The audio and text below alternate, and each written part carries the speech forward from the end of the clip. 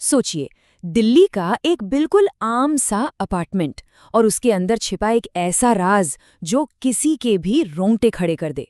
चलिए, आज हम इसी खौफनाक अनुभव की गहराइयों में चलते हैं। तो इस कहानी की शुरुआत होती है एक एक अजीब सी फीलिंग से, एक गट फीलिंग कि यहाँ कुछ तो बहुत गलत है, कुछ ऐसा जो बिल्कुल भी नॉर्मल नहीं था। लेकिन इस कहानी के डर को ठीक से समझने के लिए पहले उसकी शुरुआत को जानना जरूरी है, जो सुनने में बिल्कुल सामान्य लगती थी। तो कहानी है माया की, एक 21 साल की स्टूडेंट जो पढ़ाई के लिए कर्नाटक से दिल्ली आई थी। नया शहर, नई उम्मीदें और एक नए अपार्टमेंट कॉम्प्लेक्स में पहली बार अकेले रहने का एक्सपीरियंस। और वहाँ उसकी मुलाकात हुई अपने पड़ोसियों से, वर्मा परिवार से, जो ठीक उसके सामने वाले फ्लैट में रहते थे। अब शुरुआत में ये वर्मा परिवार तो कमाल का था। मतलब उन्होंने माया की हर तरह से मदद की, सामान शिफ्ट करवाया, शुरू के कुछ दिन खाना भी बना कर दिया, हमेशा चाय पर बुलाते, बातें करते। इतना अच्छा वेलकम मिला कि माया को नए शहर में बिल्कुल घर जैसा फील होने लगा। लेकिन इस दोस्ती और अपनेपन के पर्दे के पीछे धीरे धीरे कुछ ऐसी चीजें सामने आने लगीं जो काफी अजीब थीं।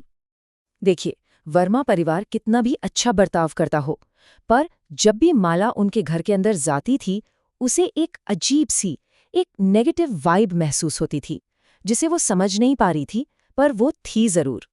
और फिर थी वो बदबू, एक अजीब सी गंदी सी स्मेल जो लगातार आती रहती थी। ऐसा लगता था जैसे वर्मा जी के घर की खिड़की से सीधा माया के कमरे में आ रही हो। एक सवाल माया के दिमाग में हमेशा घूमता रहता था।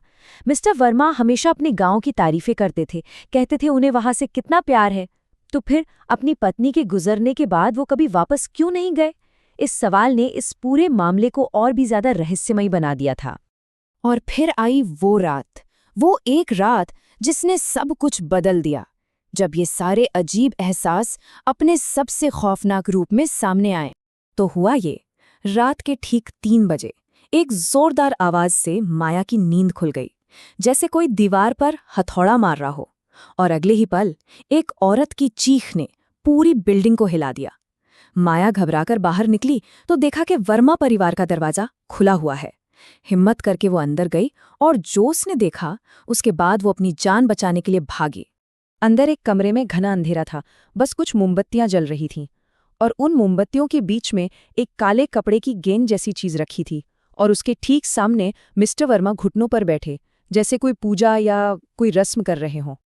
अचानक पता नहीं कहाँ से मिस्टर वर्मा का बेटा वहां आ गया। उसकी आंखों में, उसकी आवाज में साफ डर दिख रहा था। वो बस माया पर चिल्लाया, निकलो यहां से, फौरन निकलो। माया जैसे ही पलटकर भागने लगी, उसके फोन की टॉर्च लाइट ऑन हो गई और रोशनी सीधे फर्श पर पड़ी। वहां पूरे फर्श पर एक अजीब सा हरा चिपचिपा लिक्विड फैला हुआ था। सोचकर ही अजीब लगता है। लेकिन इंतजार कीजिए, कहानी यहाँ खत्म नहीं हुई। असल में उस रात के बाद जो हुआ, वो शायद उस घटना से भी ज्यादा अजीब और डरावना था। सोचिए, माया ने अपने फ्लैट में भागकर कांपते हाथों से पुलिस को फोन किया। वो कितनी डरी हुई होगी, लेकिन पुलिस ने उसकी बात को सीरियसली ही नहीं लिया। उन्होंने बस कह दिया, आप शायद सपना देख रही हैं, हम सुबह के चेक कर लेंगे, बस। और फिर कुछ देर बाद वो हुआ जिसने माया को अंदर तक हिलाकर रख दिया। मिस्टर वर्मा अपनी खिड़की पर आए। उन्होंने सीधे माया की तरफ देखा, उसकी आंखों में झांका और बिल्कुल शांति से कहा, सो जाओ। इसका मतलब साफ था, वो जानते थे कि माया देख रही है। वो जानते थे कि माया सब जानती है।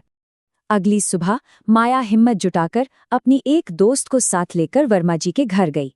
लेकिन वहां कुछ भी नहीं था, सब कुछ नॉर्मल था। वो औरत की चीख, उनकी बहू बिल्कुल ठीक ठाक थी, वो हरा चिपचिपा लिक्विड, फर्श बिल्कुल साफ था, और वो रस्म वाला कमरा बिल्कुल खाली। ऐसे में तो कोई भी अपने दिमागी संतुलन पर शक करने लगेगा। पर फिर कुछ महीनों बाद एक सुबह माया उठी तो पता चला कि पूरा वर्मा परिवार गायब हो चुका है, रातों रात, बिना किसी को कुछ बताए, बिना कोई निशान छोड़े, जैसे वो वहां कभी थे ही नहीं। उनके जाने से माया के सवालों के जवाब मिलने का हर रास्ता बंद हो गया। तो सवाल वही का वही है, आखिर उस रात हुआ क्या था? क्या वो सब माया का एक बहुत बुरा, एक बहुत ही असली सा लगने वाला सपना था? या फिर वहाँ कोई पैरानॉर्मल एक्टिविटी हो रही थी? या फिर तीसरी संभावना, क्या वो कुछ ऐसा था जो इन दोनों से भी कहीं ज्यादा अंधेरा और खौफनाक था? इसका जवाब शायद अब कभी नहीं मिलेगा।